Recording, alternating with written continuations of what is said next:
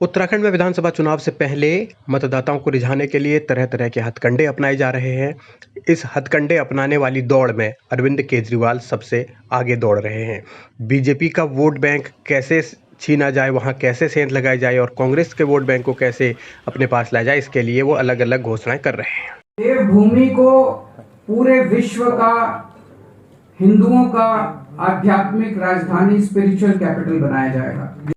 उत्तराखंड को आध्यात्मिक राजधानी बनाने का केजरीवाल दांव कितना कारगर हुआ है तो कहा नहीं जा सकता, लेकिन बीजेपी उन्हें अब शाहीन बाग याद दिला रही है और दिल्ली के दंगे भी उन्हें भूलने नहीं दे रही। भारत में एक ऐसा बड़ा इवेंट्स हो रहा था जब दूसरे देश का कोई राष्ट्राध्यक्ष भारत आया हुआ था।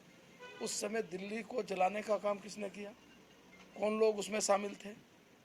सब लोग जानते हैं कि उत्तराखंड के उस वीर लाल को मारने के बाद बचाने वाले कौन थे। तो इसलिए इस प्रकार का कहना, बात करना, यानी कथनी और करने में कितना अंतर होता है, ये आम आदमी पार्टी से बेहतर कौन जानता होगा। केजरीवाल पर बीजेपी ही नहीं बल्कि कांग्रेस भी हमलावर है। कांग्रेस के नेता दिल्ली के मुख्यमंत्री को ठग करार देकर हमला बोल रहे हैं। वो केजरीवाल था, ठगने का काम मत कीजिए। दिल्ली की जनता को तो आपने बहुत ठग दिया, लोकपाल के नाम से, बिजली के नाम से, लेकिन उत्तराखंड की जनता बहुत समझदार है, बहुत बुद्धिजीवी है, ये ठगने में वाली नहीं है। और आध्यात्मिक राजधानी का ये राग उत्तराखंड में चुनाव तक बजता रहेगा और इस पर सियासी घमासान जो छिड़ा है वो आगे भी जारी रहने के पूरे आसार हैं। इसी सब के बीच हरीश रावत ने एक बार फिर छोटे जिलों की पैरोकारी की है। उन्होंने जसवंतगढ़ जिला बनाए जाने का समर्थन किया है।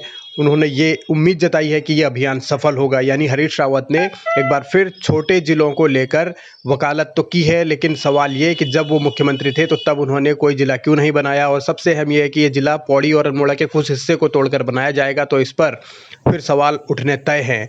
मगर हरीश रावत यही नहीं रुकते हैं। उन्होंने ये भी जिक्र किया है कि कैसे अरविंद केजरीवाल ने जब वो दिल्ली से देहरादून आए थे तो कर्नल कोठियाल की उन उपलब्धियों का जिक्र किया जिसमें उन्होंने युवाओं को ट्रेनिंग दी और सेना में भर्ती कराया।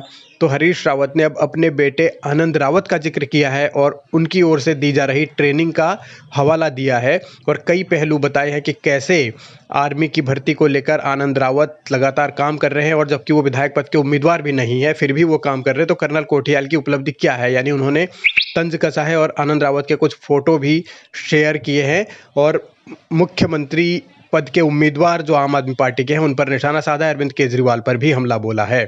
मगर इतना तो तय है कि अरविंद केजरीवाल जो राजनीति कर रहे हैं उससे अब उत्तराखंड की सियासत एक अलग तरीके के मोड में है।